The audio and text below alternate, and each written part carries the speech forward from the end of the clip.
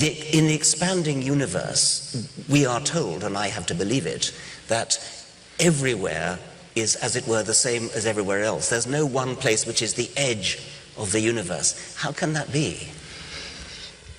Well, Richard, first of all, you said you're told it, so you have to believe it. I will never require you to believe anything. Good for you. Well done. It will only ever be about how compelling is the evidence to you. We look around the universe and it looks like we're in the center.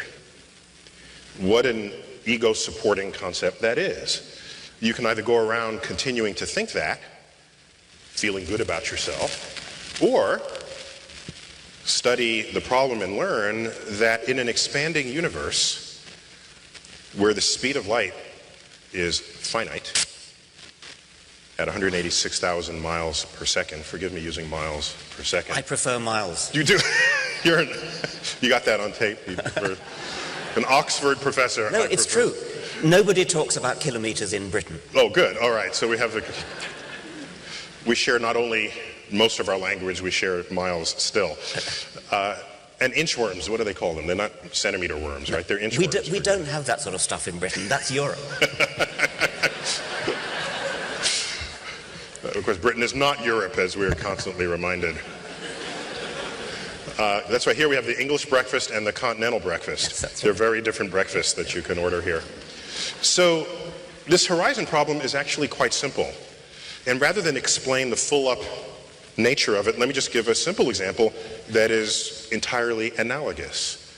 When you're a ship at sea and you look out, your horizon in every direction is the same distance from you. Depends on your height above the sea level. That's why ship decks are high. They see farther beyond the curvature of the earth than you do just standing on the main deck. So your horizon is a perfect circle centered on you. You can conclude that is the extent of the entire earth, or you can imagine, suppose I'm in another spot. Well, that horizon is still true for whoever happens to be in the middle of it, but now you've moved to a new place, and you will see a horizon corresponding with that spot. And so everybody has a horizon at sea, yet no one at any time is thinking that that's the full extent of the ocean or the full extent of the earth. We have a horizon in the universe, so does the Andromeda galaxy. The galaxies with names that look like phone numbers.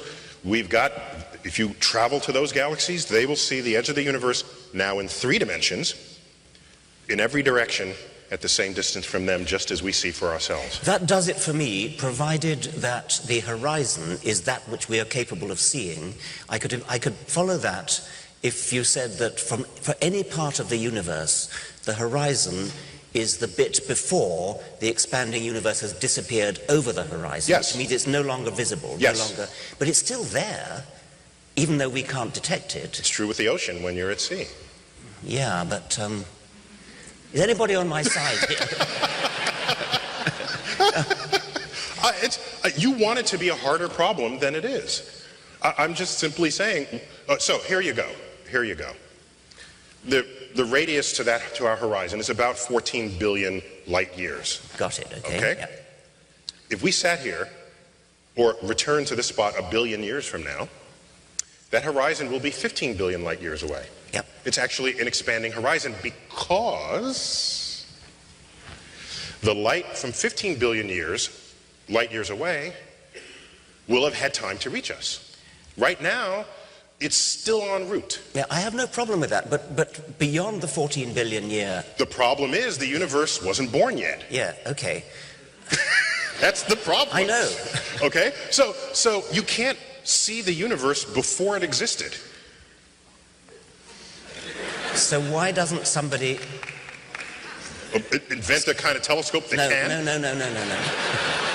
Okay, I'm getting out of my depth here. Let's get back to... No, just to clarify. Okay. Just to clarify. So it takes light time to reach us, and the universe hasn't been here forever. When you combine those two facts, you get an edge of the universe. And so the universe has been here for 14 billion years. The farthest thing that could send us any information is 14 billion light years away. I get that, but what about the guys who are on the edge of what we can see? How can they see beyond the other side? Oh, because here's an interesting point. Okay. We don't know whether or not the entire universe is infinite. Okay. And our horizon is, the universe could be twice our horizon or infinitely larger than our horizon. Same with the ocean. You don't know how much bigger the ocean is than your horizon is. You can keep sort of wandering around. Maybe you'll hit land, as we've done, of course. So now you go there. If the universe is really, really big, that will be the center of their own horizon. And whatever the age of the universe is for them at that time, that will be the radius to their horizon. Yeah, okay. Let's look at the cosmic abundance of elements. In the universe, the number one element is hydrogen. Next, helium. Next, oxygen. This is in order of abundance. Next, carbon. Next, nitrogen. Next, perhaps the most important element of them all, you see it in most lists, other. Yeah, there we go. Now, what about life on Earth? Let's see. What's the number one element in life on Earth? Hydrogen.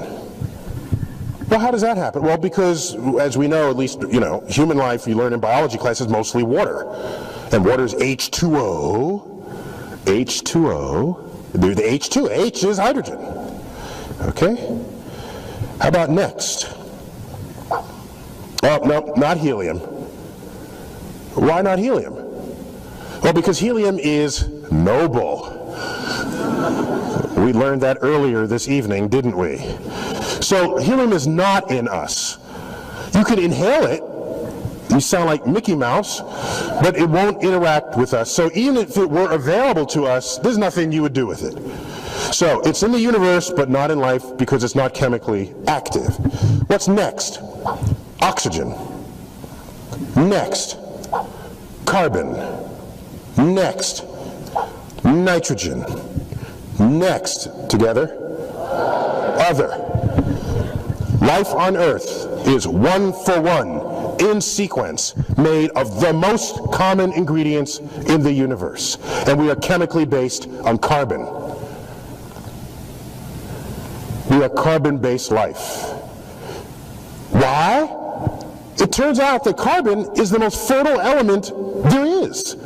You can make more kinds of molecules using carbon than all other kinds of molecules combined. So whatever chemical experiments are going on the surfaces of planets across the galaxy, if we find life anytime soon or ever, the chances are good that it's going to have carbon as its base, as its chemical base. And you combine all these elements in all kinds of interesting ways.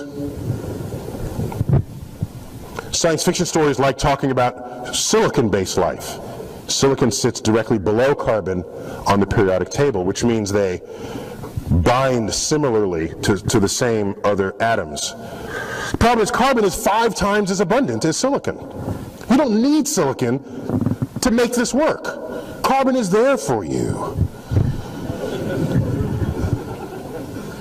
What do you think are the odds that there is life elsewhere in the universe? They must be high, and I'll tell you why. People say, well, have you found life yet? No. Well, that's like going to the ocean. This has been said before, taking a cup of water, scooping up, and saying, there are no whales in the ocean, Here's my data, You need a slightly bigger sample. And so if you look at, for example, what we call the radio bubble, this is the sphere around Earth, centered on Earth, which is the farthest our radio signals have reached in the galaxy. And they're about 70 light years away. We've been transmitting radio signals inadvertently leaking into space for about 70 years. 70 light year radius sphere. Well, how big is the galaxy? We'll shrink that sphere down to maybe the size of a BB, and then the galaxy on that scale would be the size of this stage. That's how far our radio signals have traveled. And those aren't even the ones we sent on purpose. The ones we sent on purpose have traveled much less. So no, we haven't actually reached as far into the galaxy as we'd like before we would say definitively that there's no one intelligent living today. But here's some very simple facts. I can review them in 90 seconds. You look at the formation of the Earth and the earliest sign of fossil life. Subtract a few hundred million years at the beginning of Earth, when Earth was a shooting gallery. Earth was still accreting the birth materials of the solar system. It's hostile to complex chemistry over that time. Not fair to start the clock then. Wait a couple of 100 million years, now start the clock, and wait around and see when you have the first signs of single-celled life. At most, 400 million years. At most. Earth has been around for 4.5 billion? So Earth, without any help from us, with basic ingredients found throughout the universe, managed to create life, simple though it was. So, and Earth, one of, 8 planets, get over it. One of, sorry. Earth, an ordinary star, to suggest, and what are the ingredients of life? The number 1 atom in your body is hydrogen. Number 2 atom is oxygen, together making mostly water that's in you. Next is carbon in this order. Next is nitrogen. Next is other stuff. My favorite element, other, yeah. You look at the universe, the number 1 element in the universe is hydrogen. Next is helium, chemically inert, couldn't do anything with it anyway. Next is carbon. I think I left out oxygen there. Next is oxygen. Next is nitrogen, 1 for 1. We're not even made of odd things. The most common things in the universe are found here on Earth, and we're made of them. And carbon, one of the most chemically fertile element on the periodic table. It's not a surprise, we're carbon-based. Life is just the extreme expression of complex chemistry. So that's what life, that's what biology is. So all these people who want to imagine, because they remembered their chemistry class, that silicon sits right below carbon on the periodic table. So it bonds similarly to carbon, so they want to imagine silicon-based life. I'm saying, okay, fine, but you don't have to. There's 5 times as much carbon in the universe as silicon. There's no need to even have to go there. We got enough to imagine just simply with the carbon atom at the center of these huge biological molecules. Point is, it happened relatively quickly with the most common ingredients in the universe. To now say life on Earth is unique in the universe would be inexcusably egocentric. Yeah, I agree with that. Oh, okay. And I would go further and say that if ever you meet somebody who wishes to claim that he believes or she believes that life is unique in the universe, then it would follow from that belief that the origin of life on this planet would have to be a quite stupefyingly rare and improbable event. And that would have the rather odd consequence that when chemists try to work out theories, models of the origin of life, what they should be looking for is a stupendously improbable theory, an implausible theory. If there was a plausible theory of the origin of life, it wouldn't be it. That's right, because then life would have to be everywhere. Everywhere. So you're worried that you will die before aliens come visit you. Okay, there are hallucinogenic drugs that can solve that problem. And your brain won't know the difference. So here's the thing. If you want to communicate with intelligent aliens across the gaps of space, you would use things that move at the speed of light. Radio waves have good sort of penetration properties of interstellar gas clouds and this sort of thing. All right, so now let's find a planet and send a radio signal. Well, that radio signal is going to have to arrive there at a time where they have not only intelligence, but technology. Suppose some other civilization was sending us radio waves and it arrived 200 years ago. Presumably, we would have counted ourselves among the ranks of intelligent creatures in the universe at that time, but we would have had no capacity to receive radio waves because radio waves weren't discovered yet. And so, in fact, if you want to communicate with a civilization, it has to be right in the slice of time where the life on that planet achieved complexity and intelligence and technology. And maybe technology is not a forever thing. Maybe technology escalates to the point where it becomes so dangerous that they render themselves extinct. So perhaps there's only a narrow window over which you could actually have a radio wave conversation with aliens. So I think the only hope, really, is that we get visited by highly intelligent aliens that figured out a way to cross the gaps of space-time, but thereby not being limited by the speed of light as a speed limit of the universe. As we say, speed of light is not just a good idea, it's the law. But if you warp space-time, you can cheat that, as they do in Star Trek with their warp drives and things. So if they would visit us. Now, you were depressed before? You don't know depression until what I'm about to tell you. So now imagine if they visit us in a spacecraft. What are we doing now? In the United States, we don't even have a spacecraft to launch our own astronauts. We're hitching a ride we're buying seats on the Russian for tens of millions of dollars, okay? And what will that do? It will go into low Earth orbit where we will boldly go where hundreds have gone before, all right? That is the state of human space exploration at this moment. Now aliens come from the gaps of space and they land. Okay. I have two hypotheses. Three. One of them is they have already landed, but they accidentally arrived during Comic-Con. And no one could distinguish them from any other costumes that were being worn. And then they left because no one cared that they came. So it's a remote possibility, but I'm allowing that in the probability of this. All right. So another possibility is that they took a good look at us and concluded there's no sign of intelligent life on Earth, not worthy of their attention. A third possibility, there may be more, but these are the three that I carry with me, is that they are so much smarter than we are. And by the way, what would that take? Not much. But what's the next closest animal to humans in intelligence? Chimpanzees, chimps. And what's the DNA difference? 2% tops?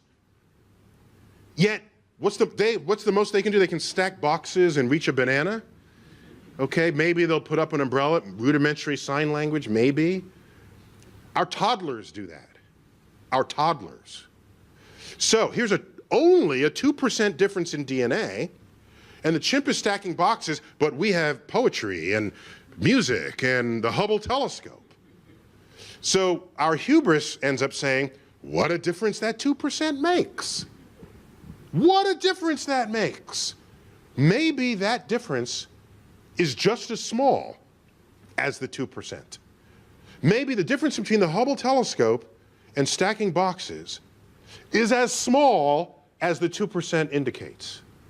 Because now consider some other species, 2% beyond us, just as we are 2% beyond the chimp. What would we look like to them? They would roll the smartest human Stephen Hawking, roll him forward and say, this one is slightly smarter than the rest because he can do astrophysics calculations in his head, like little Timmy over here who just came back from preschool. Alien Timmy. Oh, look, you just composed your 12th sonnet. That's beautiful. Oh, you just re-derived the fundamental principles of calculus. Let's put it on the refrigerator door. Yes, that's what their toddlers would be doing because our toddlers do what the smartest chimps do. If aliens came and they had only that much more intelligence than us, the gap that is between us and chimps, and we have DNA in common, if they were only that, they could enslave the entire Earth and we wouldn't even know it. Maybe that has already happened. And we are living our lives as though we are expressing the free will of the human species, yet we are nothing more than an ant farm on their shelf. So we are their entertainment, not even worthy of investigation beyond what we look like in their terrarium.